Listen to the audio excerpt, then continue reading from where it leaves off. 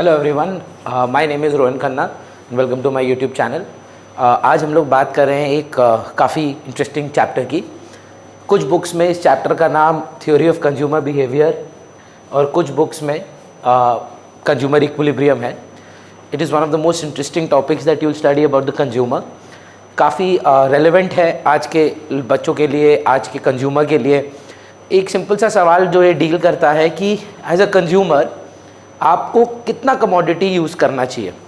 I am sure कभी ना कभी आपके मन में, मेरे जैसे अगर आप हैं तो आपके मन में ये सवाल उठा ही होगा। जैसे हर बार जब हम रेस्टोरेंट जाते हैं दो ही चीज़ें होती हैं, या तो यार ये वाली ना रोटी नहीं मंगानी चाहिए थी, ये ज़्यादा हो गई, या थियोरेटिकली स्पीकिंग यार ये वाला ना आइटम बेटर था, ये ज़्यादा मंगाना चाहिए था, ये वाला नहीं मंगाना चाहिए था। तो एज अ कंज्यूमर हम दुविधा में रहते हैं कि कौन सी कमोडिटी हमको ऑप्टिममली कंज्यूम करनी चाहिए और कौन सी कमोडिटी हमको रिलेटिवली थोड़ी कम। आज इस प्रॉब्लम को डील करने के लिए हम ये चैप्टर की बात करेंगे और कंज्यूमर इक्विलिब्रियम के बारे में डिस्कशन करते हैं। पर कंज्यूमर इक्विलिब्रियम के बारे में पढ़ने से पहले आपको ये समझना होगा कि कंज्यूमर जो है वो मात्र एक ही चीज़ खोजता है। देखिए, आप बिलीव करते हैं कि नहीं करते हैं कि आज भारत में या पूरी दुनिया में पैसे खर्चने में कोई नहीं कतराता। प्रॉब्लम यह है कि उसके बदले उतने का यूटिलिटी मिलना चाहिए। लोग आज 8 करोड़ की गाड़ी लेते हैं, लोग आज 10 लाख का भी सामान खरीदते हैं, पर उसके बदले वो एक्सपेक्ट करते हैं उनको सेटिस्फैक्शन भी उतने की मिलनी चाहिए। आज कंज्यूमर अगर पैसा देने के लिए रेडी है, एक ही शर्त है उसकी, उसको उतने का सेटिस्फैक्शन मिले। आज वो एक्स्ट्रा भी देने के लिए रेडी है अगर वो बोले कि हाँ हमको इतने का सेटिस्फैक्शन मिल रहा है। आपने कभी ना कभी तो ये पक्का जीवन में ये बात बोली ही होगी, यार वो महंगा है पर वर्थ है, या सस्ता है तो क्या हुआ, हमको ज़रूरत नहीं है। आज कहीं ना कहीं हम सब कंज्यूमर इक्विलिब्रियम में डील कर ही रहे हैं, आज बस उसको पढ़ रहे हैं। तो जब भी आज हम यूटिलिटी की बात करते हैं, कंज्यूमर इक्विलिब्रियम में primary factor of this chapter is utility. इसमें यूटिलिटी को डिफाइन किया गया है the want satisfying power of a commodity. ये यूजफुलनेस नहीं है। फॉर एग्जाम्पल मान लीजिए alcohol, cigarettes, drugs absolutely useless products हैं, मतलब लोगों की जान चली जाती है इनकी कंजम्पशन से कभी कभी। अगर आप नोटिस करें यूटिलिटी का पर्सपेक्टिव से, किसी ड्रग एडिक्ट को बहुत सेटिस्फैक्शन मिलता है जब वो ड्रग्स लेता है, पर क्या वो यूजफुल है? The answer is no. So we are not looking at how important और गुड और बैड द प्रोडक्ट इज। अगर वो आपको सेटिस्फाई करता है, अगर आपको सेटिस्फैक्शन उस प्रोडक्ट से आता है तो उसमें यूटिलिटी है। अब यूटिलिटी की लड़ाई सर दो पार्ट में डिवाइडेड है। क्या हुआ, यूटिलिटी के दो स्कूल ऑफ थॉट्स हैं। जैसे इकोनॉमिक्स में ना बहुत पुराना सब्जेक्ट है, चाणक्य के टाइम का इकोनॉमिक्स है, मतलब बहुत काफ़ी पुराना सब्जेक्ट है। तो दो स्कूल ऑफ थॉट्स हैं जो यूटिलिटी के बारे में दो ओपिनियन रखते हैं। एक स्कूल ऑफ थॉट जो ट्रेडिशनल इकोनॉमिस्ट है, वो बोलते हैं देखिए यूटिलिटी जो है ना वो नंबर्स में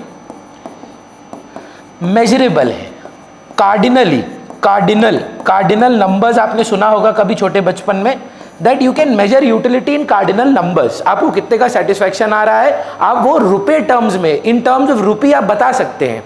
और दूसरे लोग बोले बट ये कैसे पॉसिबल है, आप ये नहीं बता सकते कि एक कमोडिटी से आपको कितने का सेटिस्फैक्शन आ रहा है, आप ये बता सकते हैं कि इससे बेटर ये है। कंपैरिजन में जब हम बात करते हैं तो वो ऑर्डिनल अप्रोच टू यूटिलिटी होता है, और जब हम नंबर्स में बात करें तो कार्डिनल अप्रोच टू यूटिलिटी। हर साल ना बच्चे पूछते हैं यार ये तो गलत है, फिर यही वाला सही है। नहीं, गलत सही की बात नहीं है, कहीं ना कहीं आपने भी जीवन में ये इस्तेमाल किया है। फॉर एग्जाम्पल, आपने भी कभी ना कभी ऐसी बात कभी किसी को बोली होगी, क्या 100 रुपए की बात की है, क्या 1 लाख रुपए की बात की है, आज तो तुमने 5 लाख रुपए की बात कर दी। कभी देखिए बात 5 लाख की तो नहीं होती, लेकिन तो भी हम एक टाइम में मेजर करने की कोशिश करते हैं कि इन टर्म्स ऑफ मनी क्या हम इसको मेजर कर पा रहे हैं कि नहीं। बस उसी को कार्डिनल अप्रोच टू यूटिलिटी बोला जाता है। देखिए क्या है ना, इस कार्डिनल अप्रोच से एक बहुत बड़ा योगदान मिला है। तो आपने ज़रूर नाम सुना होगा सर अल्फ्रेड मार्शल का, जो आपके सिलेबस को बहुत बढ़ाए हैं। डिमांड और सप्लाई की कर्व्स भी इन्होंने ही इजाद की थी, और कार्डिनल अप्रोच टू यूटिलिटी के फादर भी यही हैं। कार्डिनल अप्रोच टू यूटिलिटी में उन्होंने एक लॉ डिस्कवर किया। वो लॉ का नाम था law of diminishing marginal utility, law of DMU हम लोग क्लास में बोलते हैं। लॉ ऑफ डीएमयू एक ऐसा लॉ है जो आई थिंक हर इंसान ये लाइफ में कभी ना कभी या रोज ये फेस करता है।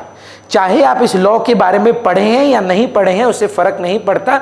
ये लॉ आपने जीवन में पक्का कभी ना कभी ये फील किया है, एक्सपीरियंस किया है और करेंगे। क्या है वो बात? मैं आपको एक छोटा उदाहरण देता हूं। जब मैंने PS5 खरीदा था तो मैं दिन रात बैठ के पहले एक हफ्ते खेलता रहा। अब 8वें दिन 9वें दिन क्या हुआ ना, मैं पक गया, मैं हो गया मेरा। तो लॉ ऑफ DMU वही है। लॉ ऑफ DMU है, मान लीजिए कि आप एक बहुत अच्छी पिक्चर देखना चाहते हैं और पहली बार जब आप देखते हैं, जैसे मैंने ना मार्वल की जो एवेंजर्स निकली थी फर्स्ट वाली, वो कम से कम 7-8 बार हॉल में जाके देखी थी। नहीं, समझ में पहली बार नहीं आ गई थी, बट इतना मज़ा आया था कि मैं बोला फिर से जाते हैं। पर जो पहली बार का मज़ा था ना, वैसा तो नहीं फीलिंग था। पर दूसरी बार बुरी नहीं थी, तीसरी बार भी मज़ा आया, चौथी बार भी मज़ा आया, पर हमेशा वो मज़ा गिरता गया, प्रिडिक्टेबल होता गया। So law of DMU states that when a consumer wants to consume a commodity on a repetitive basis one by one, the additional satisfaction, additional देखिए लॉ ना मार्जिनल पे है, मार्जिनल यूटिलिटी पे है, टोटल पे नहीं है। तो ऐसा नहीं है कि आपका यूटिलिटी गिर जाता है, ये बोल रहा है कि आपका मार्जिनल यूटिलिटी गिर जाता है। उदाहरण के तौर पे सोचिए, आप बहुत थक कर आज बास्केटबॉल, क्रिकेट, फुटबॉल खेल कर आए हैं और अभी बस घर घुसे और मम्मी ने बोला है बेटा बेटी सुनो, तुम्हारे लिए एक मस्त ठंडा नींबू पानी बना है। इमेजिन करिए, वो पसीने से लथपथ आदमी पहला ग्लास नींबू पानी का पीता है। मैं चाहता हूं आप एक नंबर अटैच करें, आप उस फीलिंग पे नंबर अटैच करें कि यार इसके लिए आप कितना रुपया देने के लिए रेडी हैं। तो आपके मन में सपोज आया कि यार मजा तो हमको 100 रुपया का आया, एक ग्लास ऑफ नींबू पानी से आपको मजा 100 रुपये का आया। अब मम्मी बोली बेटा और एक ग्लास पिएगा क्या? आप बोले हाँ पिएंगे मम्मी, प्यास तो गजब की लगी है। अब लॉ ऑफ DMU क्या बोलता है कि अगला ग्लास जो है ना, वो पहले ग्लास से रिलेटिवली कम सेटिस्फैक्शन देगा। क्यों? क्योंकि your thirst has already been quenched a little, but it is not that the second glass is not going to give you satisfaction, it is going to give you additionally a lesser amount of satisfaction. So आप मान लीजिए 90 ले लें, तो आप अगर समझ पा रहे हो एक ग्लास से 100 तो टोटल में भी 100, दूसरे ग्लास से सर 2 ग्लास से नहीं, दूसरे ग्लास से 90, तो 2 ग्लास से कितना? 190। तो जो बच्चे बोलते हैं ना यूटिलिटी गिर जाता है, जी नहीं सर, रॉन्ग हो जाते हैं आप। यूटिलिटी नहीं गिरता है, मार्जिनल यूटिलिटी पर लॉ है, टोटल यूटिलिटी पर नहीं। अगर आप देखें टोटल यूटिलिटी तो बढ़ रहा है डिमिनिशिंग रेट पे। उसके बाद आप एक तीसरा ग्लास पीते हैं तो मान लीजिए आपको सेटिस्फैक्शन आता है 80 का। अब अगर आपको 1 से 100 है, 2 से 90 है, तो दोनों से 190 है, तीसरे से 80 है, तो 3 से कितना है? तो ये बन जाता है 270। और अगर आप कंटिन्यू किए, आप बोले और पीना है, तो ये बन गया 340। बहुत बच्चे अच्छे सवाल पूछते हैं, क्या ये नेसेसरी है कि ये 10 से गिरेगा? देखिए ये अल्फ्रेड मार्शल ने नहीं बोला, अल्फ्रेड मार्शल ने बोला ये गिरेगा, मार्जिनल यूटिलिटी गिरेगा। हम अपने पढ़ाई के पर्सपेक्टिव के लिए हमेशा सेम रेट डिक्रीज दिखाते हैं, क्योंकि हमको ना पसंद है लीनियर कर्व्स। लीनियर कर्व्स का मतलब होता है जहां उनका स्लोप कांस्टेंट होता है, तो इसीलिए हम चाहते हैं कि उनकी जो लाइन हो वो स्ट्रेट लाइन हो। क्या आप एग्जाम में 100 से 95, 70, 62 कर सकते हैं? हाँ, पर फिर आप स्ट्रेट लाइन नहीं बना पाएंगे। स्ट्रेट लाइन मतलब एकदम रूलर वाली लाइन। तो अगर आप स्ट्रेट लाइन लीनियर कर्व दिखाना चाहते हैं मार्जिनल यूटिलिटी को, तो आपको उसका फॉल कांस्टेंट रखना होगा। मतलब अगर 10 से गिरा रहे हैं ना सर, तो 10 से ही गिराइएगा। मान लीजिए ये गिराते गिराते गिराते गिराते आप यहाँ 60 पे आए, छठे पे आप 50 पे आए, 7वें पे आप 40 पे आए, ऐसे करते करते ये 30, 20, 10। अग्री करिए, एक मोमेंट आता है जब वो एडिशनल ग्लास ऑफ नींबू पानी आपको सेटिस्फैक्शन देता ही नहीं है, पक गए, पेट फूल गया आपका और तक पिया नहीं जाएगा। अगर मम्मी बोली नहीं बेटा तुमको कसम है मेरी, एक ग्लास और पी लो, कितने कमजोर हो गए हो, तब क्या होगा ना, आपको हो जाएगी उल्टी, आपको निकल जाएगा सब बाहर, नेगेटिव में चला जाएगा। तो लॉ ऑफ DMU सिंपल बात बोलता है कि अगर आप कोई कमोडिटी को कॉन्स्टेंटली यूज करते रहें सेम रेगुलर इंटरवल्स में, होमोजीनियस गुड्स को, सर होमोजीनियस गुड्स का मतलब है वो नींबू पानी का टेस्ट सब कुछ फ्लेवर सेम था, क्वांटिटी सेम था। ये नहीं कि मम्मी छोटू ग्लास दी, उसके बाद बड़ा ग्लास दी, फिर छोटू ग्लास दी, फिर बड़ा ग्लास दी। It has to be regular consumption and homogeneous commodities. Same चीज़ को अगर आप कंटिन्यूसली कंज्यूम करते रहेंगे, उसका एडिशनल सेटिस्फैक्शन जो है वो गिरता जाएगा। वहाँ से एक रिलेशनशिप निकलता है। The relationship states that when total utility is increasing at a diminishing rate, marginal utility falls but it is positive। देखिए इस पे तो लॉ है बेचारे पे, ये तो कंटिन्यूसली गिरेगा। पर अगर आप टोटल यूटिलिटी को देखें, वो बढ़ता रहेगा बढ़ता रहेगा बढ़ता रहेगा कम गति पे। नेक्स्ट टाइम पे हमेशा एडिशन उसका लेसर ही होता रहेगा जब तक मार्जिनल यूटिलिटी गिरे पर पॉजिटिव रहे। जैसे ही देखिए मार्जिनल यूटिलिटी जो है वो जीरो हो जाएगा, मतलब यहां पर सर टोटल यूटिलिटी ना मैक्सिमम पॉइंट पे होगा। टोटल यूटिलिटी मैक्सिमम हो जाता है, और जब मार्जिनल यूटिलिटी नेगेटिव हो जाती है, मार्जिनल यूटिलिटी नेगेटिव हो जाती है, तब टोटल यूटिलिटी जो है वो फॉल कर जाता है। इस पॉइंट का वैसे TU मैक्स या MU0 का भी एक नाम है, पॉइंट ऑफ सटाइटी। कुछ अंग्रेज बच्चे होते हैं तो बोलते हैं इसको सैटिटी बोलिए। ठीक है, आपको जो आता है, हमको तो शायद लगता है सैटिटी बोलना चाहिए। अगर आपका मन है इसको सैटिटी बोलने का तो जरूर बोलिए। Comes from the word satisfaction. यहाँ पर ना टोटल यूटिलिटी मैक्सिमम है। तो अगर फाइनली इसको कंक्लूड कर पाए, लॉ ऑफ DMU बोलता है that when the consumer is consuming product at a regular interval, the additional satisfaction derive from it is going to fall. तो the relationship from for it would be defined as in a diagram, suppose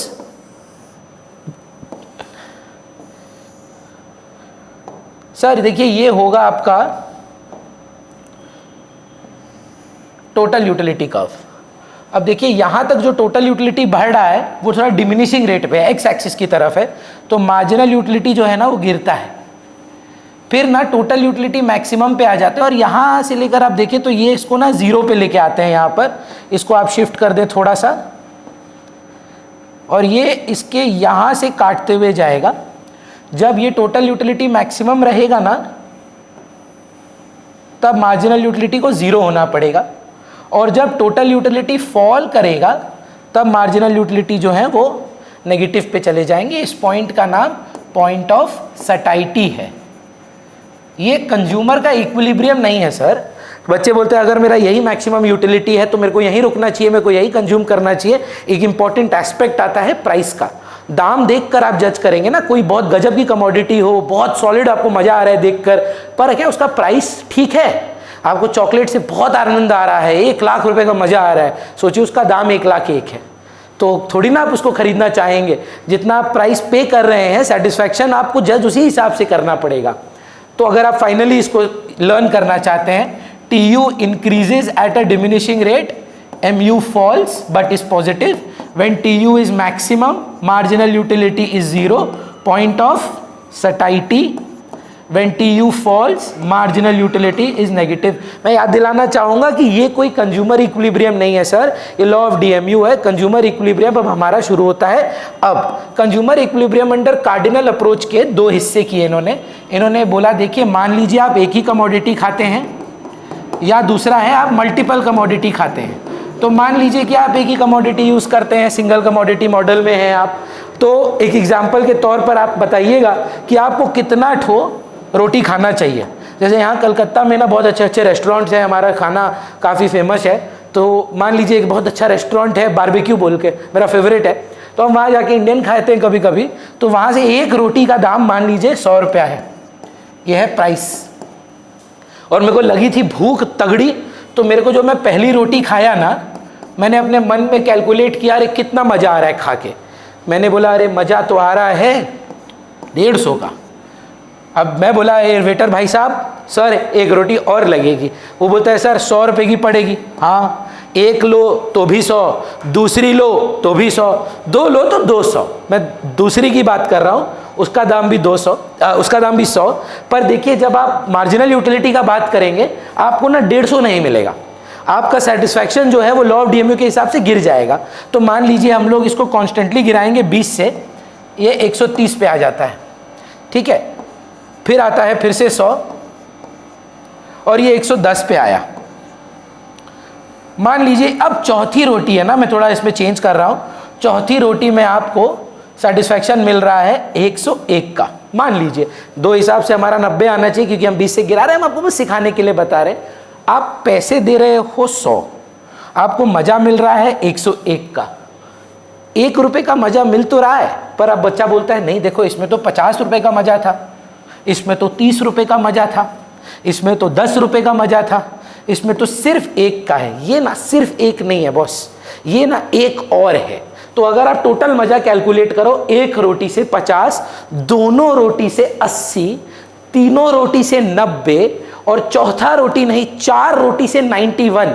जब तक ये 100.01 भी है ना sir, तब तक मेरा एडिशनल बेनिफिट जो है वो बढ़ता ही जा रहा है। तो कब तक कंज्यूमर को कंज्यूम करना चाहिए? सिंपल सा पता है, खाटी मतलब बात है जो आई थिंक हर एक आदमी जो कभी बिजनेस में जाएगा या कंज्यूमर बन रहा है उसको अच्छी कंजम्पशन करनी है।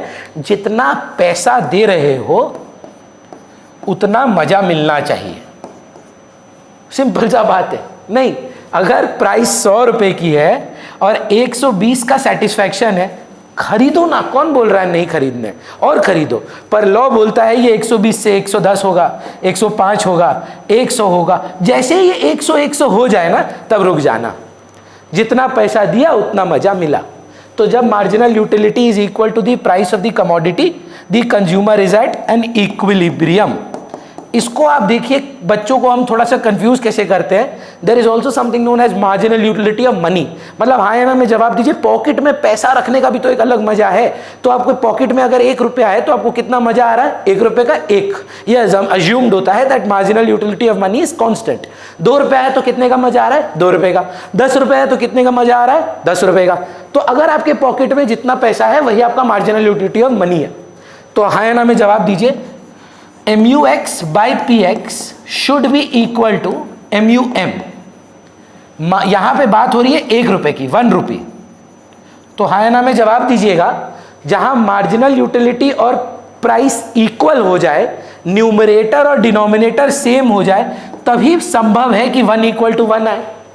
तो बात वही है कि जितना MUX = PX हो, वहीं पे कंज्यूमर का इक्विलिब्रियम होना चाहिए था। तो सिंगल कमोडिटी मॉडल में फाइनली इसको डायग्रामेटिकली हम लोग डिनोट करते हैं कुछ इस प्रकार। रोटियों का दाम तो बदल नहीं रहा था, अगर आप अग्री करें। प्राइस ऑफ कमोडिटी कांस्टेंट थी, पर अगर आपको याद हो मार्जिनल यूटिलिटी जो थी वो कंटिन्यूसली फॉल कर रही थी। तो एक मार्जिनल यूटिलिटी को लीनियर कर्व के हिसाब से, इस पॉइंट का नाम वैसे क्या है? ये पॉइंट है sir point of satiety, consumer का इक्विलिब्रियम। लेकिन अगर आप पूछें तो ये है कंज्यूमर इक्विलिब्रियम। ये एरिया को अगर आप मार्क करना चाहें, ये एरिया है MUX > PX। ये एरिया को आप मार्क करें तो ये है PX > MUX। आप कंज्यूमर हैं, मजा मिल रहा है, पैसे लग रहे हैं कम, क्या करें? और कंज्यूम करिए सर, और कंज्यूम करिए, और कंज्यूम करिए, और कंज्यूम करिए, पूरा मजा उठाइए, यहाँ तक आइए। लेकिन अगर आप मान लीजिए आप इधर हैं, ओवर कंजम्पशन करके बैठे हैं, प्राइस ज़्यादा लग रहा है, मज़ा नहीं आ रहा है, बोल रहा है रिड्यूस योर कंजम्पशन, आप ओवर कंज्यूम्ड है, आप उसे पक गए हैं, ब्रेक लीजिए, थोड़ा रिड्यूस करके कंजम्पशन वापस आइए। So I hope single commodity model आपको क्लियर रहे। 3 सवाल बन सकते हैं इसमें। लॉ ऑफ DMU क्या है, सिंगल कमोडिटी मॉडल क्या है, relationship between TU and MU। Thank you for watching, hope this helps. Thank you.